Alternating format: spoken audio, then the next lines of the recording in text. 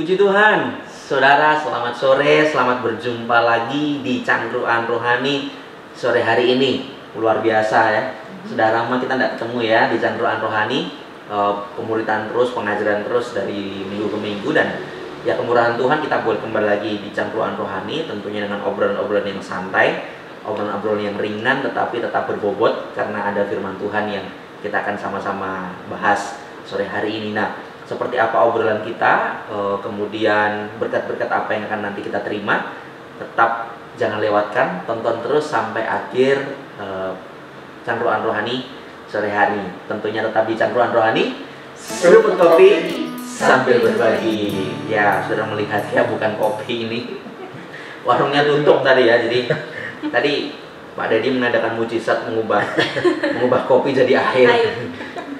Ya, kita akan ngobrol lebih banyak, saudara. Tentunya saya tidak sendiri, saya ditemani dengan pendengar-pendengar setia yang luar biasa. Wah, yang tentunya dari sisi mereka nanti akan menyampaikan atau membagikan berkat-berkat yang mereka sendiri terima. Di samping saya ada guru idaman para murid.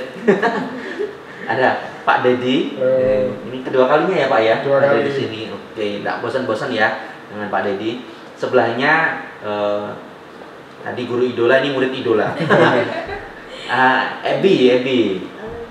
Pertama kali ya Ebi ya? Pertama kali. Oke. Dan sebelahnya lagi ini guru sekolah minggu idola. Ada Tante Eli, ini idola semua. Saya juga idola. Jadi kita sama-sama berbagi membahas tentang Komsel. Tapi dengar semua ya tentang pemberitaan tentang Komsel kemarin. Iya, dengar. Mungkin ya ada yang mengikuti terus, tapi mungkin ada yang beberapa kali terlewat. Tapi Komsel ini makanan baru nggak sih? Makanan baru. Apa ya? Istilah baru nggak di telinga masing-masing?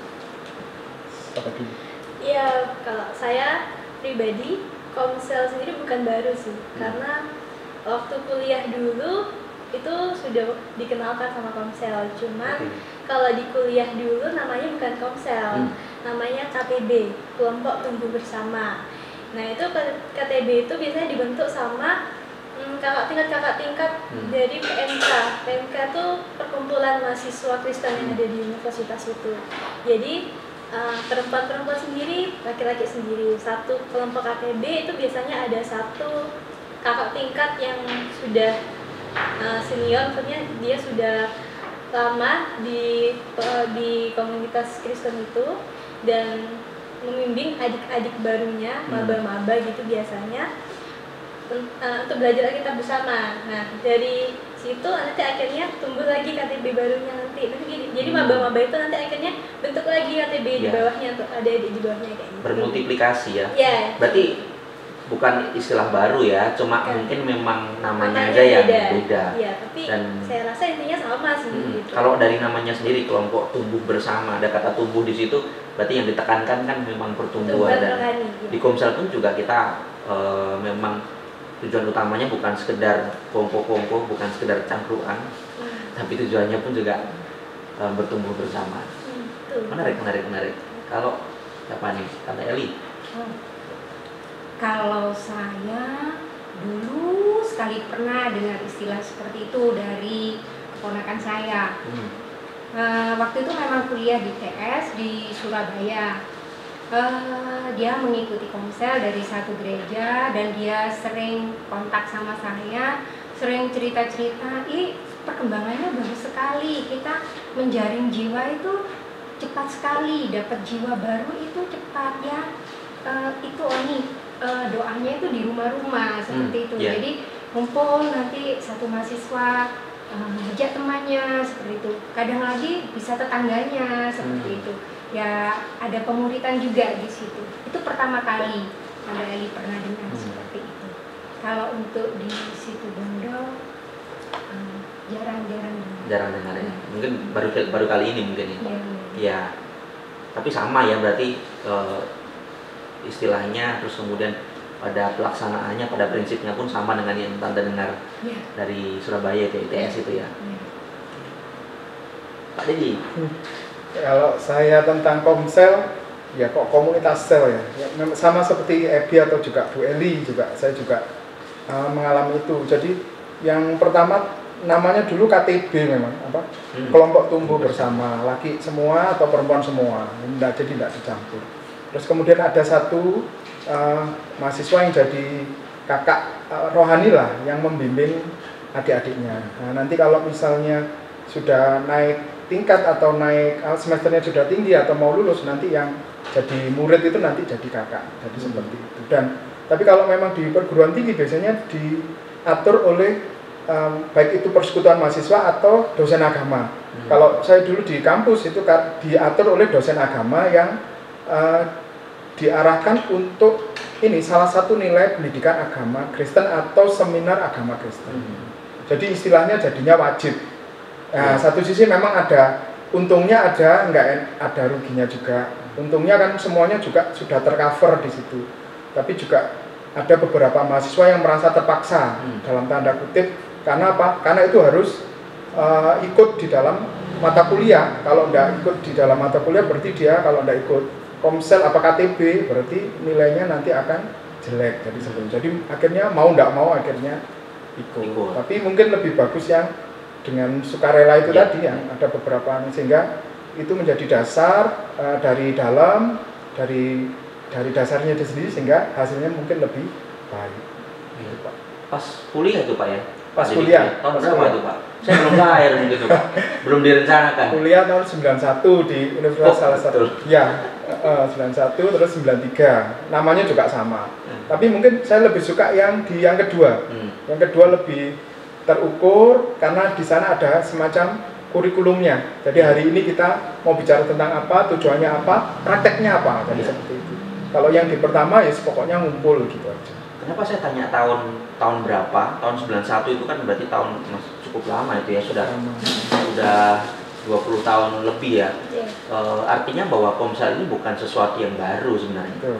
Dan kalau kita ikuti pemuritan, sebenarnya Komsel itu jauh dari zaman gereja mula-mula, bahkan dari perjanjian lama pun ketika Musa ngomseli orang-orang Israel yang kemudian nasihat dari Yitro untuk membaginya ke dalam kelompok-kelompok tertentu, sudah jauh dari situ. Dan Pak Dedi waktu masih bujang masih single pun, masih mahasiswa pun sudah ada ya Pak ya, cuma namanya mungkin beda. Masih ganteng-gantengnya dulu. Oh, sekarang masih kan?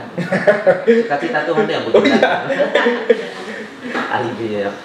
Iya.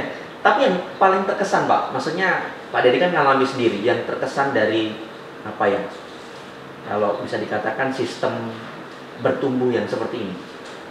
Terkesannya gini, yang di kampus yang kedua, tetap di kampus negeri. Jadi ada kurikulumnya. Jadi kita ketika kumpul itu tidak hanya sekedar ngobrol tetap, curhat tetap. Ya, kalau ada di antara anggota kita yang mengalami sebuah permasalahan, tantangan, pergumulan, kita tetap doakan. Kalau ada yang sakit kita kunjungi tetap. Tapi kita juga tetap punya draft dalam 1 tahun itu kira-kira yang kita selesaikan itu adalah istilahnya modul ya, saya kurang tahu istilah yang tepat ya. Jadi kita punya tujuan di dalamnya sehingga kita punya arah ketika kita mengikuti sebuah komsel, apapun namanya, komsel, sel group atau kelompok tumbuh bersama. Iya. Berarti ada sesuatu yang mungkin sifatnya praktis, artinya tadi curhat masalah-masalah yang mungkin dihadapi sehari-hari itu dapat, tetapi mungkin juga dari segi tadi modul juga dapat ya Pak ya. Jadi 1 tahun itu betul-betul diperkaya dengan topik yang sama gitu ya. Betul. Oke. Tante Eli, dengar dari kan ya, belum ngalami berarti ya Tante ya, cuma mendengar ya. Tapi mungkin ketika mendengar itu ada kesan yang ditangkap dari Komsel itu sendiri. Saya lupa waktu Kamis yang keberapa ya Oni, cuma saya tuh baru sadar. Tante Eli itu baru sadar sekali, oh berarti selama ini aku sudah berkomsel. Yang tentang ini, komsel itu tidak terikat oleh waktu, tempat, terus dimanapun kita bisa berkomsel seperti itu.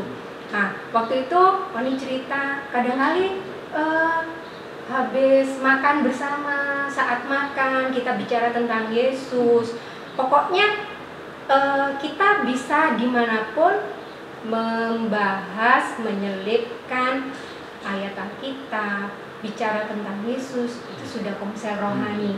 Nah, terus Tante Eli berpikir, "Oh, berarti selama ini saya sudah ya sedikit banyak berkomsel." Iya.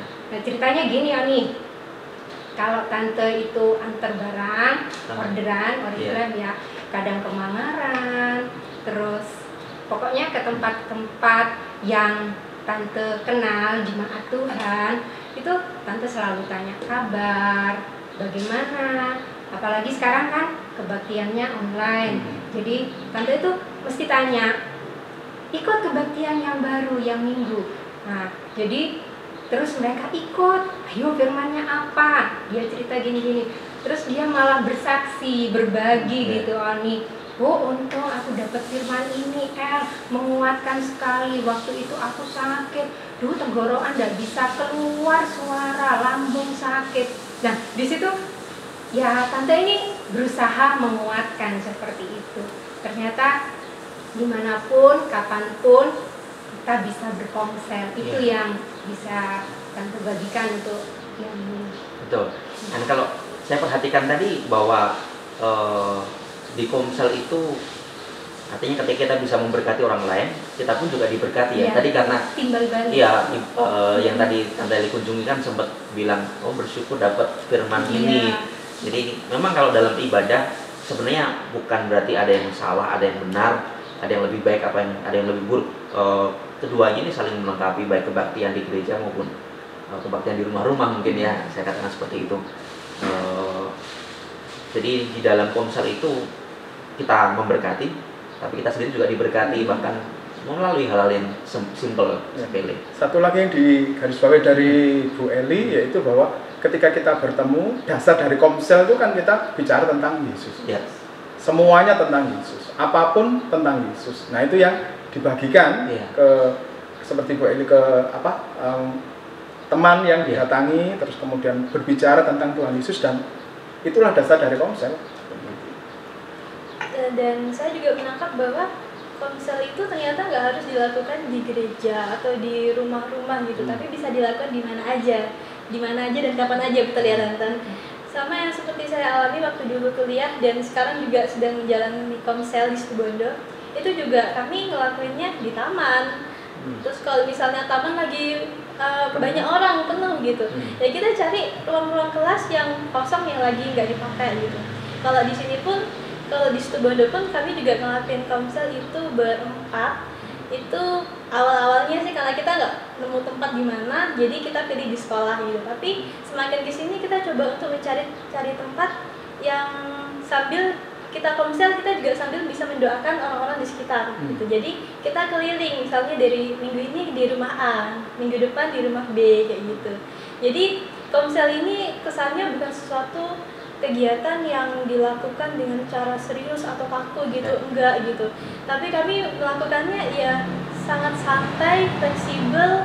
Kita bisa ketawa, kita bisa curhat. Kadang kalau perlu kita mau menceritakan sesuatu yang sedih, kita nangis juga gitu. Jadi kadang juga kita komsel sambil makan-makan bahkan kayak gitu. Itu yang saya rasakan. Jadi kita benar-benar menikmati komsel, dan komsel setiap minggu yang kita lakukan itu benar-benar sesuatu yang ditunggu-tunggu, yang dinanti-nanti, yang akhirnya membawa pesan pada setiap kita yang merasakan komsel. Orang lain juga harus ikutin komsel nih, biar bisa merasakan enaknya ikut komsel kayak gitu. Komsel adalah yang ditunggu-tunggu. Iya. Saudara, kalau sudah tercebur dalam komsel, ini statementnya Ebi tadi, saya pun juga mengalami sendiri. Komsel akan menjadi satu waktu yang betul-betul ditunggu-tunggu, dirindukan. Betul. Awalnya mungkin pembicaraan tentang Tuhan Yesus itu bagi kita mungkin awalnya, saya pun juga mengalami sendiri, bagi kita adalah pembicaraan yang itu hanya dibahas di gereja, tidak dibahas di setiap hari. Tetapi ketika kita sudah mulai melibatkan Yesus dalam pembicaraan kita, topiknya tentang Yesus, itu menarik sudah. Bahkan kadang berjam-jam itu sampai, ya kalau kami di kampus mahasiswa, kadang sampai malam ya, nggak sadar di kafe nongkrong malam, ternyata sudah terlalu larut karena saking asiknya ngobrol tentang Tuhan. Setuju sih sama kawan itu.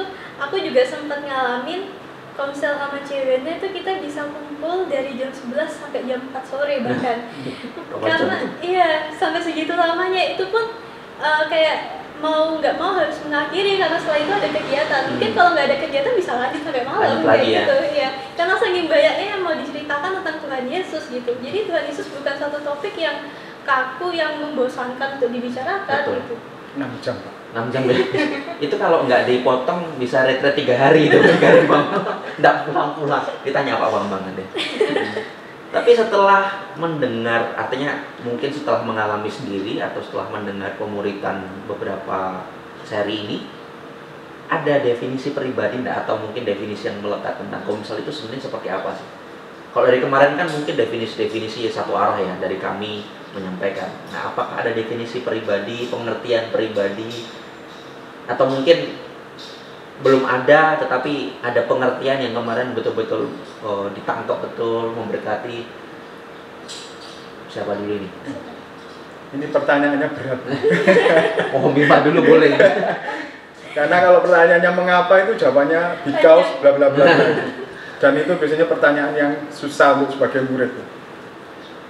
Tapi kalau saya boleh dulu, jadi gini, komsel ataupun namanya itu adalah sebuah kelompok rohani yang mungkin kita bisa sepakati bersama, dan di dalamnya itu adalah semua aktivitas yang memperlengkapi kita, saling memperlengkapi kita untuk menjadi murid Yesus yang sebenarnya. Jadi itu kalau dibuat definisi. Jadi di dalamnya kita akan sama-sama saling berbagi, saling melengkapi sebagai seorang murid Yesus.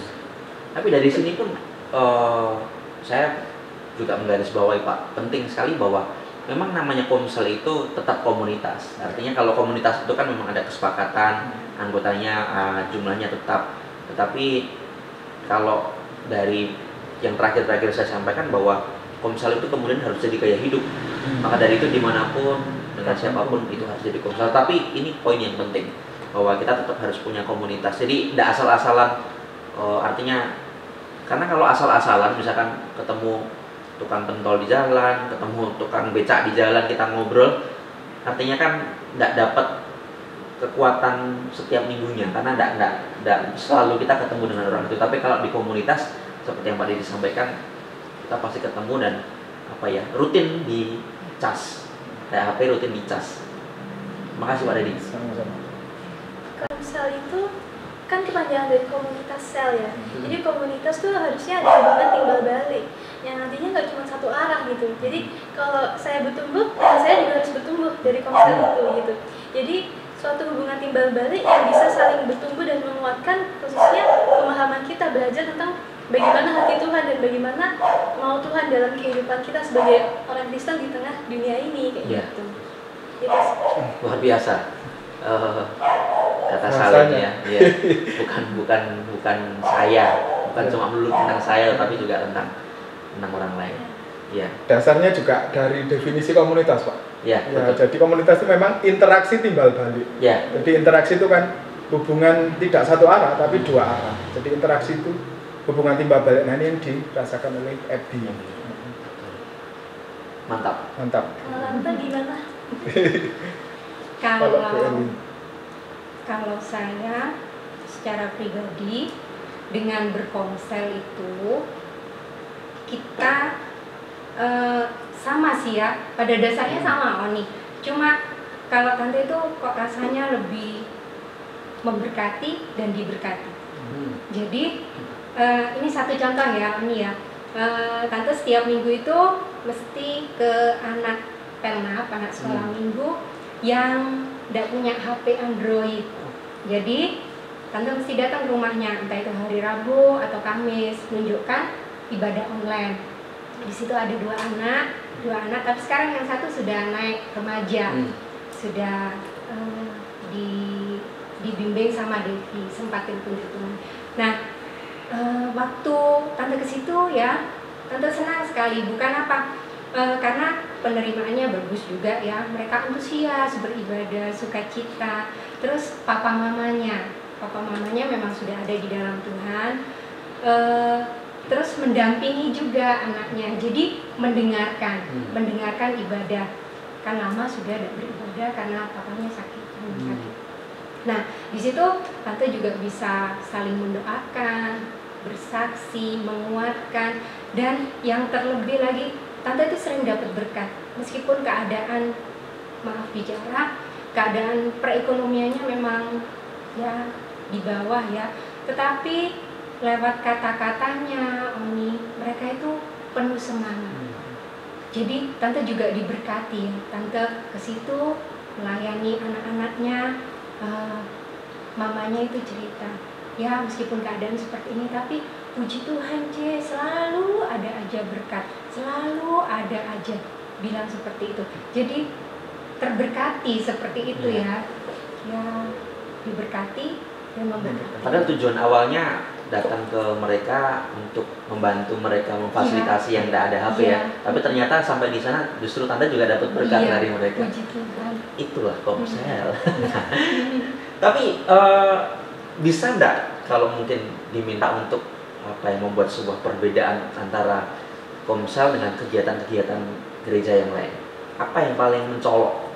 Bukan mencolok ini, apa yang terlihat jelas.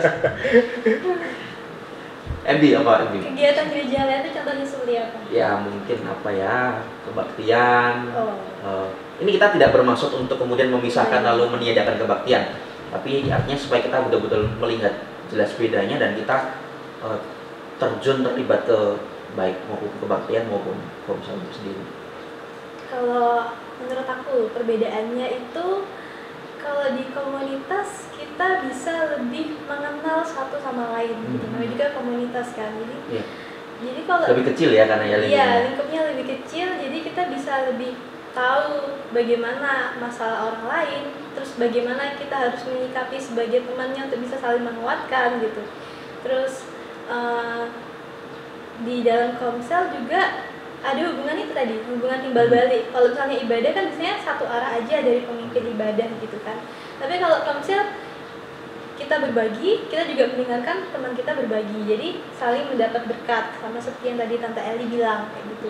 Jadi lebih intim hubungannya, terus lebih saling mendapat berkat satu sama lain. Apa begitu Bu? Iya, betul.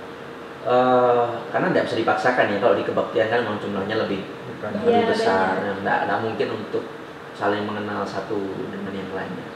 Ya, betul. Dan kadang kala juga kita kalau dalam kebaktian dalam jumlah yang besar kita tidak mengerti kebutuhan-kebutuhan mereka ya. Jadi kadang sulit juga ada yang terakomodir kebutuhannya. Tapi kalau di dalam komunitas yang lebih kecil bisa terakomodir. Artinya mungkin kelihatannya sepele, hanya mungkin sakit pegel di bagian belakang itu kan sepele. Nah, mungkin kan dibawa ke kebaktian umum. Ya, kemudian di Komsel itulah bisa tiba-tiba langsung minta bantuan doa. Dan menurut aku juga di Komsel kita bisa lebih terbuka gitu. Mungkin kalau di ibadah kan banyak orang-orang luar yang kita nggak begitu dekat. Jadi misal mau cerita masalah pribadi pun juga nggak akan bisa leluasa. Tapi kalau di dalam Komsel karena bisa dibilang kita dekat, kita bertemu setiap minggu. Jadi bisa terbuka satu sama lain. Jadi bisa lebih mengerti dan bisa lebih ya intinya bisa lebih saling menunjukkan apa sih yang dibutuhkan. Kalau misalnya lagi galau-galaunya butuh banget dikuatin, itu bisa langsung dapat penguatan kayak gitu. Lagi galau-galaunya ya. Iya, misal gitu kan. Tapi kalau misalnya di lagi kebaktian terus kan kita nggak mungkin Pak Pendeta saya galau minta didoakan ya. Gitu. Artinya nggak nunggu sampai akut ya galaunya ya. Jadi langsung bisa terobati ya. Betul. Jadi ada pertolongan cepat dengan adanya Komsel gitu. Menarik. Ada yang mau nyambung? Eli. Karena saya kalangan ibu-ibu. Oh iya. Ebi tadi mewakili yang masih muda. Ya. Sebelah saya lansia. Ini ada lagi satu ini Komsel. Tante Eli kan puji Tuhan dipercayakan di rayon Anggrek jadi ketua. Nah, kami sejak pandemi tiap Jumat kan biasanya kegiatan pelwap. Tapi kan karena tidak ada, akhirnya kami bersama-sama rayon Anggrek itu mengadakan doa rayon tapi pakai WA. Ya, jadi setiap jam 6 sore itu kami bersama-sama doa. Ya dari pujian penyembahan, terus kita baca ayat, terus nanti kita berbagi. Nah setelah berbagi, terus kita saksi. Mungkin ada juga yang mau didoakan. Nah jadi hubungan kami terasa dekat. Adanya itu bisa diomong komsel juga kan? Ya. Jadi di situ meskipun pandemi seperti ini, puji Tuhan kami bisa tetap berkomsel. Jadi bergilir yang memimpin, terus yang memimpin itu yang bertugas mencari ayat bacaan. Jadi saat kita baca terus dapat apa, kita berbagi. Dan dalam berbagi itu sharing,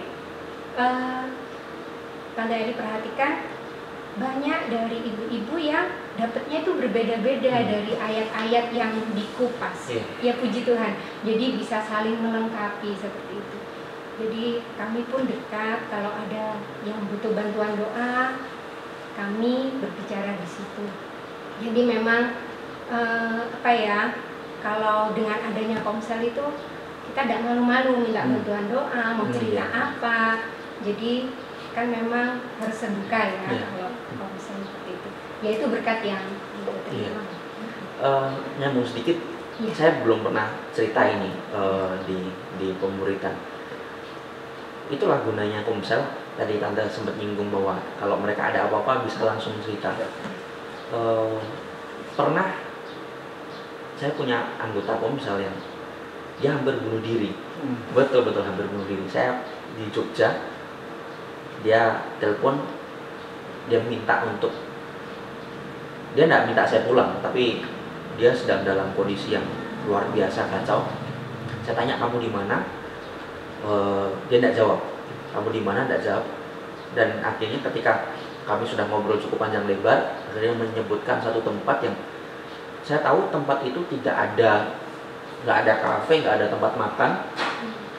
Saya tahu tiba-tiba dalam hati ini langsung kebayang jembatan. Akhirnya saya pulang dari Jogja, saya balik ke Magelang dan betul ternyata anak ini sedang ada di tepi jembatan. Mau terjun. Nah, kenapa dia bisa seterbuka itu? Karena memang dia sudah aktif komsel dengan saya, dengan kami. Dan memang ada apa-apa cerita, tetapi mungkin memang karena waktu itu dia sudah terlalu mungkin ada pukulan yang cukup keras yang dia rasakan. Akhirnya sebelum dia cerita, dia langsung memutuskan untuk pergi ke tempat itu dulu. Tapi ternyata ya itu kuatnya komunitas. Dia ingat lagi, oh iya aku punya komunitas. Akhirnya dia telepon saya. Ya puji Tuhan saya sampai ke sana. Ya kami akhirnya ngobrol-ngobrol dan puji Tuhan tidak jadi. Yes, saya teringat cerita itu. Wah, gimana tadi? Ya, sama seperti Bu Eli kan. Dasarnya ini kalau nggak salah dari materinya Pak Oni yang terakhir tentang Telkomsel. Terapkan langsung ke komunitas sel. Kalau nggak salah Pak Oni nyinggung di Yudas 1 ayat 22 sampai 23 itu ya. Selamatkanlah mereka dengan jalan merampas mereka dari api. Tetapi tunjukkanlah belas kasihan yang disertai ketakutan kepada orang-orang lain juga, dan bencilah pakaian mereka yang dicemarkan oleh keinginan-keinginan dosa. Nah, salah satunya contohnya itu. Nah, ketika saya waktu kuliah yang pertama di satu kampus yang juga sama, kalau Anu sampai bunuh diri, tapi di kampus yang pertama itu ini narkoba tempatnya. Jadi kita akhirnya mendoakan dan berupaya untuk mencarikan jalan keluar yang praktis bagaimana. Ternyata dia harus keluar dari lingkungannya itu. Jadi akhirnya kita bantu untuk nyarikan tempat kosan yang keluar dari komunitasnya itu. Jadi kita akhirnya mencoba mencarikan dengan catatan dia memang mau untuk keluar loh ya. Ya. Dan kita memang dengan adanya pengakuannya dia seperti itu, kita mencoba untuk memahami, tapi juga mendoakan dan ada action di dalamnya. Kita carikan kos yang baru di dekat kita dan lingkungannya juga nggak terlalu seperti itu. Jadi kita bisa lebih untuk intent untuk mendoakan dia dan akhirnya dia bisa terlepas. Kalau seandainya dia tetap di komunitas yang lama, ya tentunya dia akan tetap akan seperti itu. Ada penawaran dan dia akhirnya jatuh kembali. Nah, Komsel ternyata juga mempunyai satu peran ketika teman saya itu mau jatuh. Nah, kita juga berpedoman dari Yudas ini. Ayo bukan kita lihat dari pakaian mereka, tapi kita melihat bahwa mereka juga adalah harta yang berharga juga di mata Tuhan. Jadi kita selamatkan juga sama. Ya. Kalau saya ilustrasikan seperti orang yang jatuh dalam lubang, kita nggak ngajari mereka cara untuk naik, tapi langsung ayo naik gitu loh. Itu yang menarik dalam Komsel, karena beberapa kali saya punya anak Komsel yang maaf ini dia kecanduan pornografi, dan memang tidak kami hanya sekedar menyampaikan ayat-ayat firman Tuhan, membagikan itu, tetapi bagaimana caranya kami membuat betul-betul dia bisa lepas dari itu. Makanya ketika dia mau jatuh, telepon, ya, artinya salah satu bentuk untuk mengalihkan. Jadi langkah-langkah praktis itu juga ternyata perlu dalam pendampingan, karena memang artinya orang lepas dari narkoba, meskipun dia sudah bertobat, tapi belum sepenuhnya bisa betul-betul lepas, karena kecanduan. Ada kecanduan, ketergantungan itu ternyata masih secara ilmu faal tubuh juga dia ingin lagi sebenarnya. Ya. Dan akhirnya di bawah sadar dia akhirnya gimana caranya supaya dapat. Jadi makanya dia membutuhkan sebuah komunitas yang baik supaya dia juga betul-betul istilahnya tercabut dari akar yang mula-mula dan dia menanamkan akar yang baru. Nah, kalau dari Komsel sendiri, ada enggak mungkin di dalam bayangan atau pernah ngalami sendiri Komsel yang paling menarik, acara yang paling menarik, nanti yang beda dari yang lain, yang pernah dirasakan, atau pengalaman-pengalaman menarik di dalamnya? Biasanya makan-makan ya. itu ditunggu-tunggu ya Pak. Apalagi kalau ada yang ulang tahun gitu ya. Rujaan. Ebi dulu lagi. Ya, kalau saya pribadi itu, menurut saya Komsel tiap minggunya selalu menarik gitu. Oke, iya. Yang ditunggu, yang dirindukan. Yang ditunggu-tunggu gitu, karena ya di satu sisi di saat Komsel kita bisa saling curhat, saling melepaskan beban masing-masing dan saling menguatkan, tapi di satu sisi lain pun ya itu tadi berkat-berkat jasmani gitu, saling ya sambil makan-makan gitu, sambil nyanyi-nyanyi pujian gitu. Terus dan ini lagi di dalam Komsel pun kita juga belajar untuk saling mendoakan gitu. Ini sesuatu yang baru diterapkan minggu lalu sih sama ceweknya. Jadi kita belajar untuk mendengarkan suara hati Tuhan, apa yang pengen Tuhan katakan pada setiap teman-teman Komsel kita gitu. Jadi secara nggak langsung lewat Komsel kita punya perantara Tuhan gitu. Jadi contoh kemarin gitu si A, ternyata setelah berdoa merenung sama Tuhan Yesus bilang kamu harus bilang A, B, C, D sama si A. Dan itu ternyata bukan sesuatu omong kosong. Apa yang diungkapkan itu memang sesuai dengan keadaan teman Komselku ini. Padahal dia sudah tidak menceritakan gitu. Tapi ya itulah kekuatan Komsel, ketika Komsel itu ada, Tuhan hadir. Dan Tuhan berbicara pada teman kita untuk menyampaikan apa isi hati Tuhan yang ingin disampaikan kepada teman kita. Menurut aku itu sangat memberkati gitu. Jadi ya cuma berkat jasmani, rohani atau sesuatu yang kita dapatkan dari membaca firman Tuhan, tapi bisa dengar langsung suara kata-kata Tuhan. Paket komplit ya. Iya betul. Martabak istimewa pakai telur ya. Keren. Tante Eli pernah mendengar atau mengalami sendiri hal yang menarik?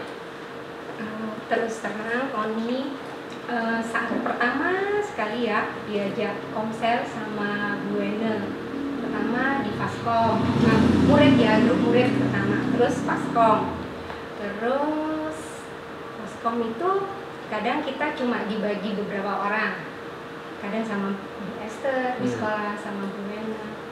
Terus intinya seperti ini, Tante Eli itu pertama sekali kan.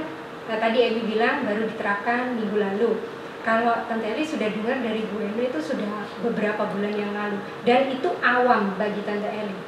Dengar kata Tuhan, katakan. Kadang dengar, tapi mau ngomong ini apa bener ya? Apa bener ya ini suara Tuhan? Apa mau diomong no? Seperti itu. Nah, tapi dari situ belajar. Ya, belajar dengar-dengaran. Ya pada akhirnya kita harus sampaikan. Bu Ene sering ngomong kalau dengar tapi tidak nyampaikan jadi tanggungannya sendiri ya, seperti itu, nanti tanggungannya sama Tuhan. Nah, ya dari situ jadi belajar ya, jadi belajar berkomsel itu kita juga mau dengar suara Tuhan, kita juga mau bagikan seperti itu. Itu saja. Ini apa seperti nubuatan gitu Pak? Gimana? Nggak nyampe ya? Nubuatan apa? Ya itu, apa yang dari Tuhan terus kita langsung sampaikan. Mungkin kadang-kadang kalau hal itu baik, mungkin kita langsung sampaikan. Yeah. Kalau misalnya hal yang mungkin kita ragu ya. Yeah. Tapi kalau memang suara Tuhan kuat, ya Bu Wena tadi betul, tanggung jawabnya kepada Tuhan. Ya Tuhan bisa bicara lewat hati kita masing-masing. Meskipun Tuhan tidak selalu bicara secara audible Ya, dan kedengaran terus. Ya kadang pun tanpa kita diam lalu tanya suara Tuhan pun, kadang kalau kita sudah punya hubungan yang karib dengan Tuhan, Tuhan otomatis sudah akan bicara itu langkah demi langkah. Itu seperti apa ya, kalau saya saya selalu merasakan itu seperti saya tuh lagi jalan sama Tuhan. Itu saya merasa sekali setiap hari, itu saya merasa kalau lagi betul-betul saya dekat dengan Tuhan tuh saya merasa tiap hari jalan dengan Tuhan, dan kayak ya Tuhan tuh bisiki terus gitu. Jadi dengan cara apa tuh? Terutama yang paling penting adalah suara Tuhan yang kita dengar lewat, bukan HP ya, lewat kitab ya, lewat firman Tuhan yang kita pegang. Loh, jadi bahas itu Pak. Kesana ya. Pertanyaannya tadi kan apa yang menarik dari komsel? Ternyata sampai kemana-mana ya Pak. Iya. Dan ini kita sudah hampir setengah jam lebih. Ya ini ngomongin Tuhan Yesus kan. Ini kalau nggak dipotong nanti 3 hari 3 malam. Apa Pak? Kalau saya yang paling menyenangkan dari komsel ya memang kita bisa ketemu. Nah kebetulan komsel saya kan ketika di kampus saja. Habis itu kan nggak ada lagi, nggak ada bentuk seperti itu lagi. Nah ini yang mau dianukan lagi. Kita mau back to basic untuk seperti jemaat mula-mula. Tapi waktu kuliah dulu setidaknya kita bisa kumpul. Nah terus kemudian biasanya caranya makan Pak. Kalau di kampus itu ada ini pangsit mie yang murah meriah dan enak. Jadi kita biasanya di taman seperti RB itu di bawah pohon gitu, yang teduh kita di situ sambil makan sambil ngobrol, dan setidaknya kita mendoakan, itu yang penting. Ada satu anggota di anak rohani saya yang mengalami satu permasalahan keluarga. Jadi bapak ibunya broken. Jadi ya itu ternyata itu jadi satu pukulan yang berat bagi seorang anak ternyata. Dan kita bisa doakan dia sampai setidaknya dia sampai selesai kuliah. Waktu itu sudah mau merotol, sudah mau aku berhenti aja jadi gitu. Nah kita menguatkan dia supaya setidaknya kuliah itu selesai. Nah itu betul-betul kita doakan dan puji Tuhan sampai selesai.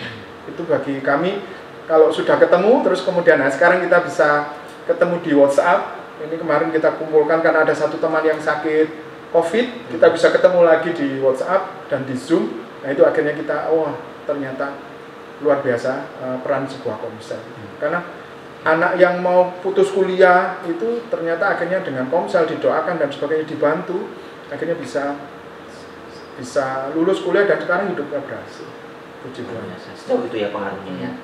Dan pengaruh komsel lah membuat saya membayangkan pangsit mie. Diminum boleh dong. Kalau mau gorengan beli sendiri di warung sebelah. Kalau bagi saya yang paling berkesan, saya pernah mengadakan komsel itu camp beach, camping di pantai. Saya tidak bilang sama anak-anak kalau mau, maksudnya apa ya, mau ngobrolin soal Tuhan Yesus lah dan sebagainya, ember-ember itu enggak. Saya bilang, ayo refreshing, liburan, jalan-jalan ke pantai, camping. Kita berangkat, ya di jalan saya mau mulai membahas tentang Tuhan tipis-tipis, dikit-dikit saya singgung. Ya mungkin jadi angin lalu buat mereka, tapi saya percaya yang kita sampaikan tidak akan pernah sia-sia. Waktu kami naik foto-foto selfie, dikit-dikit saya masukin tentang Tuhan. Kita kan lagi selfie, saya terus ngomong sama mereka. Saya nggak ngebayangin ya kalau Tuhan lihat kita lagi selfie itu kayak apa. Terus saya sambungin sama firman Tuhan. Nah, akhirnya tibalah malam. Waktu kami sebelum mau tidur kami bakar-bakar ikan. Dan disitulah saya baru terbuka. Saya coba buka sesuatu tentang diri saya. Dan itu yang membuat satu yang lain terbuka lagi, dan kami laki semua. Seketika kami jadi cengeng semua malam itu, betul-betul malam jadi malam tangis-tangisan waktu itu. Ya nggak ada yang dengar kan, itu pantai yang cukup baru, jadi nggak ada orang sama sekali di situ. Jadi mereka mau teriak-teriak sekencang-kencangnya, nggak ada orang di situ. Tapi sampai jam 3:30 pagi, jadi kami baru tidur 3:30 pagi, dan ada yang sama sekali nggak tidur karena mereka mau lihat matahari terbit. Jadi ya sampai segitunya, dan betul-betul kami nangis saling mendoakan. Kami sengaja bawa gitar memang. Saya bilang ngomong, ya nanti kan kita bisa nyanyi-nyanyi. Padahal sebenarnya tujuan saya gitar ya untuk memang kita mau komsel di situ, dan itu jadi momen yang tidak bisa dilupakan. Nah, kalau setelah dengar dari pemuritan sejauh ini, ada enggak sesuatu yang mungkin Tuhan taruh di dalam hati? Atau mungkin kerinduan-kerinduan yang mulai muncul dalam hati tentang komsel, seputar tentang komsel, atau apapun itu setelah mendengar pemuritan selama beberapa waktu? Siapa dulu?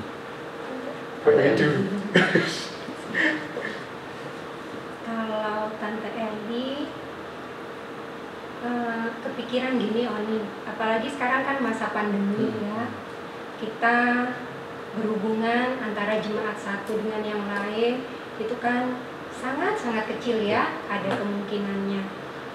Andai di waktu yang akan datang diterapkan atau komsel ini bisa berjalan, itu mungkin akan lebih membangun mereka, lebih gini maksudnya Tante kan sudah seminggu, nanti kalau ibadah online 1 minggu nunggu seperti itu. Mungkin nanti di tengah-tengah minggu ada seperti itu, mungkin dibagi kelompok atau bagaimana. Ini cuma pemikirannya Tante Eli seperti itu. Kalau Tante Eli selama pandemi ini di kelas madya yang kelas 6 kembali di Penlab ya, enggak apa-apa ya, karena Tante Eli banyaknya di Penlab. Tante Eli setelah pulang live streaming dari gereja itu mesti tanya sama anak-anak kelas 6, adik-adik gimana, sudah ibadah semua? Ya lewat WA. Sudah Tante, sudah. Ayo siapa yang mau berbagi? Itu sudah mulai mereka satu-satu berbagi macam-macam. Tapi tetap topik yang baru ibadah. Maksudnya pengupasan, terus mereka menerimanya seperti apa kan berbeda-beda. Nah, tiap anak di situ mereka berbagi. Jadi kalau pas ada yang sakit atau mau ulangan, di situ rasanya lebih dekat gitu loh. Ini kalau dengan Penlab. Nah, nanti kalau untuk jemaat yang lebih luas, mungkin kedepannya bagaimana kan nanti bisa dipikirkan seperti itu. Terima kasih buat kerinduan di dalam hatinya. Happy Dulunya apa muridnya dulu? Baik, muridnya dulu ya Kak ya, misi. Kalau saya sendiri itu, menurut saya komsel itu bagian dari gaya hidup dan pergaulan milenial gitu ya. Dari cerita-cerita yang sudah dibagikan tadi, benar kata kita, pergaulan yang baik itu dapat merusak kebiasaan yang buruk, begitu pula dengan sebaliknya gitu. Jadi komsel ini bisa menjadi salah satu gaya pergaulan yang harus diterapkan anak-anak muda zaman sekarang, karena menurut saya bersyukur saya ada di dalam komsel yang benar-benar bisa menjaga gaya hidup saya. Tapi kadang saya juga agak kasihan sama teman-teman saya yang sebenarnya seiman, sama-sama kenal Tuhan Yesus, tapi mungkin karena mereka hidup dalam pergaulan yang salah atau yang nggak benar, akhirnya ya mereka ya seperti itulah akhirnya gitu, hidup dalam hal-hal yang tidak berkenan di hadapan Tuhan kayak gitu. Jadi menurut saya komsel ini nggak harus menunggu dibentuk dari gereja gitu, tapi dari pribadi orang itu bisa melakukannya lebih dulu, minimal kan 2-3 orang gitu kan. Jadi kita bisa mulai intens untuk melakukan pertemuan-pertemuan. Mungkin kalau dibilang ayo kita komsel, mungkin secara gamblang gitu mungkin mereka akan menolak, nggak mau, apalagi orang-orang kayak yang sudah merasa nyaman dalam zona berdosanya gitu. Tapi kita bisa masukkan dengan perlahan-lahan, tipis-tipis tapi tidak kelihatan, tapi sesuatu yang intens yang akhirnya nanti mereka bisa terbuka bagaimana pergumulan mereka selama ini terikat dosa, dan pasti saya rasa mereka juga butuh orang sebenarnya mungkin, tapi karena mereka nggak tahu harus minta tolong ke siapa. Nah, kita yang sudah tahu bagaimana pentingnya komsel itu bisa menangkap mereka dulu kayak gitu. Jadi bisa dimulai dari teman-teman sekitar kita gitu. Gitu. Jadi nggak harus menunggu dari gereja yang membentuk gitu. Jadi bisa dilakukan sendiri. Lengkap sudah. Ada yang kerinduan yang besar, skala besar. Ada juga kerinduan yang mulai underground ya Pak, mulai dari Tapi bagus. bergerilya. Ya, karena saya melihatnya gitu. Saya bersyukur di sini saya ada komunitas yang benar-benar bisa menjaga gaya hidup saya gitu. Tapi satu sisi juga kadang cuma itu sih. Mungkin kendalanya kadang kita ngerasa sok suci untuk satu komsel gitu. Nah, mungkin itu yang perlu dilatih, perlu suatu keberanian. Terima kasih. Ya. Pak Guru. Ya ini mungkin mewakili anak-anak ya, itu ibu-ibu, saya tak mewakili bapak-bapak aja. Siapa?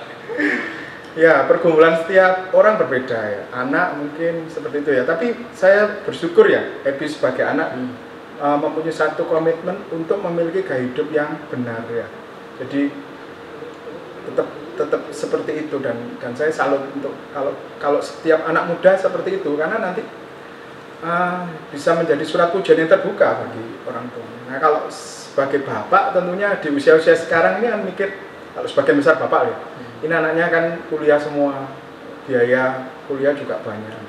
Ya, mungkin pergumulan seorang bapak itu di situ, gimana mencukupi itu semua. Dan ini mungkin kita butuh komsel untuk menguatkan itu saling menguatkan. Kita punya bahu yang kuat untuk menanggung semua itu. Dan tentunya ini menjadi kerinduan kita masing-masing, dan tentunya sebagai seorang bapak-bapak atau kepala rumah tangga kan juga merindukan bahwa anaknya itu nanti hidup yang berkenan kepada Tuhan itu yang bagaimana. Dan itu adalah sebuah doa atau kerinduan setiap kepala rumah tangga tentunya. Jadi istilahnya anaknya selamat sampai saatnya. Jadi seperti itu, dan tidak ada hal yang mendukakan bagi seorang bapak atau seorang ibu, dan itu kerinduan kita semua tentunya.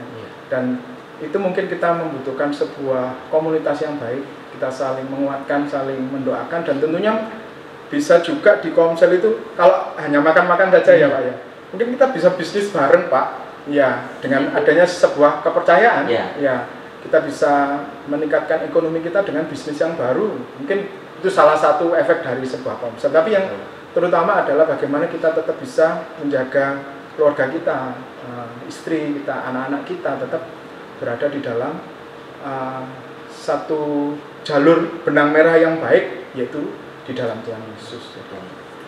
Satu lagi boleh nyela? Ya, boleh. Bicara soal keluarga tadi, jadi ingat juga. Menurut saya pun komsel tuh nggak harus hubungan dengan orang lain gitu. Tapi komsel bisa dimulai dari keluarga kita sendiri. Bagaimana kita harus saling menguatkan antar saya dengan adik, atau kalau yang punya kakak sama kakak gitu. Kalau antar saya dengan ibu, yang kalau saya sama ibu biasanya saling terbuka, saling cerita. Jadi kita bisa saling menguatkan. Anak perempuan. Iya. Jadi kan di situ bisa dibilang komsel juga, bagaimana kita bisa saling menguatkan, menceritakan tentang Tuhan Yesus gitu.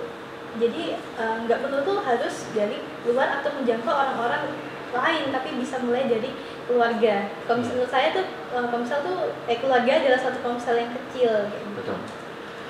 Bagus ini Pak. Betul sekali. Sudah dilengkapi langsung dari milenial. Iya. Singkat saja, dari sekian pemuritan yang membahas tentang komsel, apa yang sampai sekarang ini memberkati dan masih terngiang dan mau ditekankan kepada yang akan menyaksikan cangkruan kali ini? Siapa dulu? Pak Dedi. Pak Dedi dulu. Kembali nih Pak Dedi dulu. Kalau saya yang terngiang itu masalah itu, tujuan komsel itu ada up, down, in, sama out. Satunya out ya Pak. Ya tentunya kita kalau up berarti bagaimana dengan komsel kita harus bisa meningkatkan hubungan kita dengan Tuhan. Up, kalau in berarti yang kita ke dalam sendiri ya Pak ya. Dan satunya apa Pak? Down. Down. Berarti kita kembali ke dasar lagi. Sebagai jemaat Tuhan yang mula-mula memang kita harus memiliki komunitas yang baik. Apalagi dalam masa-masa akhir zaman gini yang kita tahu semuanya kita akan percaya bahwa Tuhan Yesus akan datang yang kedua kali dan itu tidak akan lama. Dan yang terakhir tentunya adalah out. Nah, out ini kan sebenarnya menggenapi dari perintah amanat agung, yaitu jadikanlah semua bangsa muridku. Nah, itu dari Komsel itu kalau kita misalnya 3 atau 6 terus kita harus mecah 3 lagi kita cari dari yang lain yang mau percaya kepada dengan sikap kita, dengan tutur kata kita, dengan tingkah laku kita bisa membuat atau orang itu menjadi percaya bahwa Tuhan Yesus itu adalah satu-satunya juru selamat. Ya, ayo kita gabung. Dan itu akhirnya menjadi ada satu duplikasi di dalamnya dan kita tidak hanya bertiga lagi, kita bisa berenam, habis itu pecah lagi 3, habis itu jadi 6 lagi jadi 6. Dan itu saya kira adalah hal yang menyukakan hati Tuhan. Tujuan kita hanya menyenangkan hati Tuhan, menyenangkan hati Tuhan. Itu ujungnya ya. Ujungnya. Itu di Korea Selatan sendiri pernah ada, sampai sekarang masih ada, kalau sudah dengar tentang satu gereja yang dikembalikan Pastor Yonggi-cho. Itu kan gereja sebesar itu sekarang yang jumlahnya puluhan ribu, itu ya bermula dari komsel-komsel yang kecil yang kemudian bisa bergerak. Tidak tahu Korea Selatan dulu seperti apa, dan sekarang menjadi kota yang memang banyak sekali orang yang diselamatkan, orang-orang percaya di sana. Ya bermula juga dari salah satu gereja ini yang dulu belum bukan gereja, hanya komsel-komsel, tapi kemudian mereka terbentuk dari satu gereja. Dari situ juga mereka kemudian tadi yang Pak Deddy katakan membelah diri, bermultiplikasi, kemudian berkembang sampai puluhan ribu, dan bukan satu hal yang mustahil. Situ Bondo juga nanti bisa jadi puluhan ribu. Makasih Pak Deddy. Tante Eli atau Ebi? Tante Eli dulu. Kalau Tante Eli yang begitu mengena dalam Komsel itu, Tante Eli itu bisa melihat kan tempat berbagi ya, tempat berbagi. Kita tiap pribadi kan tidak terluput dari masalah ya, tiap keluarga, tiap pribadi memiliki masalahnya sendiri-sendiri. Tetapi dengan adanya Komsel, saat kita dengar dari orang cerita, curhat tentang ini, kalau Tante Eli pribadi ingin menjadi telinga yang suka mendengar ya, maksudnya menyediakan telinga buat orang-orang yang bercerita. Tapi di situ pun Tante Eli bisa belajar. Oh, ternyata ada orang lain yang juga mengalami pergumulan dalam hidupnya. Jadi Tante Eli itu tidak merasa cuma aku toh yang rasanya bergumul. Ternyata memang orang lain juga sedang menghadapi seperti itu. Jadi untuk menghakimi diri atau menghakimi orang lain, terlalu melihat orang itu bagaimana, itu kita bisa belajar dari situ gitu loh. Itu yang sangat mengena. Banyak belajar dari situ juga. Pokoknya hal-hal yang positif kita ambil seperti itu. Milenial generasi Z. Saya pribadi, menurut saya menarik dari Komsel itu menjadikan Komsel sebagai gaya hidup, gaya pergaulan gitu. Ya itu tadi ya seperti saya ungkit sebelumnya, karena nggak perlu nunggu waktunya Komsel sebenarnya. Intinya Komsel kan kita menceritakan Tuhan. Dengan gaya hidup kita seperti Komsel, kita bisa menceritakan Tuhan tiap hari. Jadi secara otomatis itu ada yang mengendalikan diri kita. Tiap kali mau melakukan dosa, karena kita sudah terbiasa dengan firman Tuhan, terbiasa dengan ingat Tuhan setiap saat. Jadi setiap kali melakukan dosa itu secara otomatis ada yang mengingatkan gitu, meskipun bukan teman-teman kita gitu. Yaitu bermula dari menjadikan Komsel sebagai gaya hidup pergaulan gitu. Terakhir singkat saja pesan yang bisa disampaikan untuk saudara-saudara kita yang mendengarkan dari rumah masing-masing. Ayo ikut Komsel. Dari Tante Eli itu Tante. Iya. Ayo ikut Komsel. Ada lagi? Apa ya? Senang pokoknya ikut Komsel itu. waktu kita mungkin jenuh, penat dengan pekerjaan ya, terus kita bisa berbagi, yang mendengarkan teman-teman kita bisa menguatkan, bisa memberikan. Kadang ada juga, oh aku punya firman yang buat kamu, dibacakan. Nah, di situ rasanya plong hati ya. Jadi ada gimana ya Oni ya? Ada tempat sepertinya kita itu bisa kayak istirahat seperti itu. Jadi pokoknya enak ada konsep. Ya seperti itu. Rendah Dari saya. Jadi menurut saya tuh komsel memang saat-saat yang ditunggu-tunggu tadi kuncinya. Komsel adalah sesuatu yang ditunggu-tunggu. Kenapa ditunggu-tunggu ini sangat saya garis bawahi, karena memang komsel ini suatu acara yang sangat menarik dan sangat memberkati gitu, di luar ibadah formal yang memang kita lakukan setiap minggu atau di ibadah rumah tangga atau lain-lain masing-masing gitu. Tapi dengan komsel ini kita bisa mengenal keluarga seiman kita, teman seiman kita lebih intim, lebih dekat, dan kita bisa saling menguatkan satu sama lain kayak gitu. Terus komsel ini juga kenapa jadi saat ini ditunggu-tunggu, karena acaranya tuh sangat fleksibel, sangat santai, nggak tegang, nggak kaku, bisa dilakukan di mana aja, dengan model apa aja, nggak ada liturginya, sambil makan-makan, sambil ujakan pun bisa. Jadi kita benar-benar sangat menikmati gitu. Kamu makan pecel ya juga bisa. Ya bisa banget. Pak Edi. Aduh, ini sudah diwakili semua. Tapi prinsipnya gini, ya memang apa ya? Bagi saya komsel itu kalau cuma mengenalnya kan di kelompok tumbuh bersama itu. Jadi selama saya di gereja sekarang rasanya belum ada, dan baru tahun ini ya saya masuk situ Bondo tahun 99. Ini tahun 2020, jadi 21 tahun yang lalu. Tapi prinsipnya kalau ditanya gitu, komsel, kenapa enggak? Ayo. Jadi gitu. Ya. Ajakannya gitu. Ajakannya begitu ya. Ya. Ayo ikut komsel, terus komsel yang ditunggu-tunggu. Kalau saya agak ada tanya, komsel, kenapa enggak? Oke. Ayo. Jawab sendiri ya saya. Ya, kita tiba di penghujung dari cangkruan rohani sore hari ini, tapi saya merindu berbagi satu kebenaran firman Tuhan dulu untuk mengakhiri cangkruan rohani. Dalam 1 Tesalonika pasal 5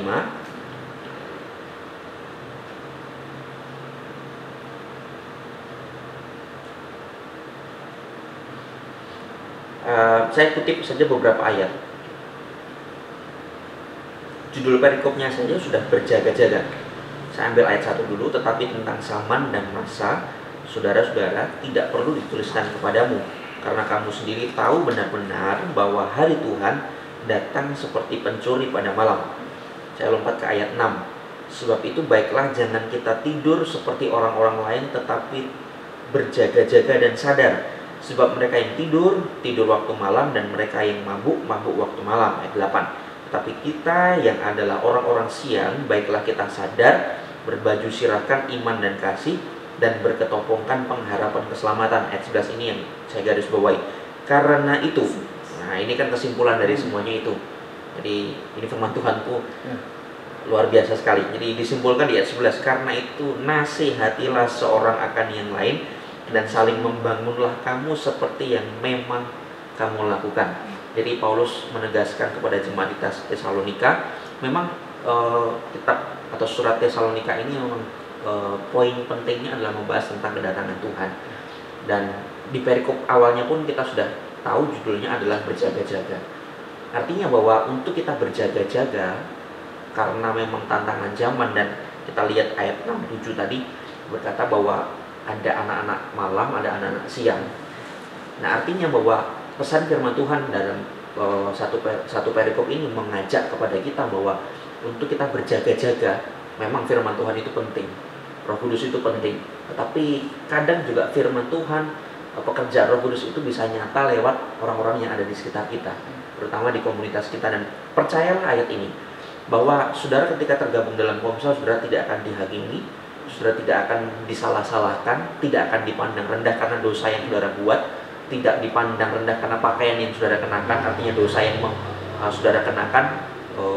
Ya, aku tahu sudah aku alami. Saya bertumbuh di dalam Komsel dan saya sudah mengajar tentang Komsel di banyak gereja dan banyak sekolahan, dan saya menyaksikan sendiri betul-betul Komsel itu luar biasa. Ayat ini, nasihatilah seorang akan yang lain, artinya bukan nasihat itu datang dari satu orang dan yang lain hanya sebagai pendengar, tetapi kita yang satu waktu pernah menghadapi masalah, pernah menghadapi dosa, satu waktu nanti kita pun juga akan jadi posisi untuk menasihati orang lain, dan itu muter terus.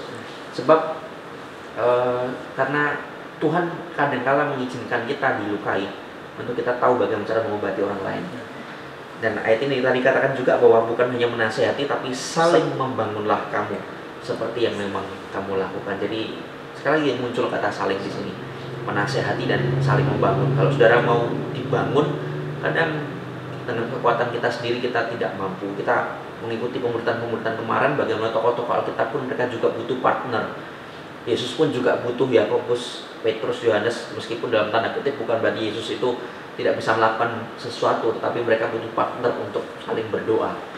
Ya, saya percaya saudara juga butuh partner, butuh teman, butuh sahabat, butuh keluarga untuk bertumbuh. Dan ya mari, meskipun mungkin belum ada dibentuk Komsel, tetapi mari dengan mungkin sahabat kita yang ada di gereja yang kita kenal, mari kita saling berbagi, saling membangun, saling menasihati. Dan tadi yang Ibu singgung bahwa kalau kita mungkin bingung, saya tidak punya Komsel, mulai dulu dengan keluarga kita masing-masing yang kita tidak pernah punya hubungan, tidak pernah punya persekutuan di rumah dengan keluarga kita masing-masing. Mulai kita manfaatkan waktu, kesempatan ini untuk berjaga-jaga. Caranya adalah saling menasihati dan membangun di dalam komunitas Komsel kita, terutama juga dalam keluarga kita. Dan saya rindu obrolan kita ya sore hari ini jadi berkat buat setiap jemaat yang ada. Memang mungkin panjang lebar, tetapi saya percaya setiap pesan dari firman Tuhan tidak pernah ada yang berlalu begitu saja dengan sia-sia. Kiranya Tuhan memberkati kita semua. Sayangnya kita harus pamit undur diri karena sudah malam. Pak Dedi harus makan pangsit mie. Jadi kita pamit undur diri. Kita akan ketemu di cangkruan rohani yang akan datang, dan tentunya dengan berkat-berkat yang baru yang akan kita terima. Terima kasih sudah menyaksikan selama beberapa menit ini, dan kiranya Tuhan Yesus yang memberkati saudara sekalian yang ada di rumah. Cangkruan rohani, seruput kopi sambil berbagi. Tuhan Yesus memberkati kita semua.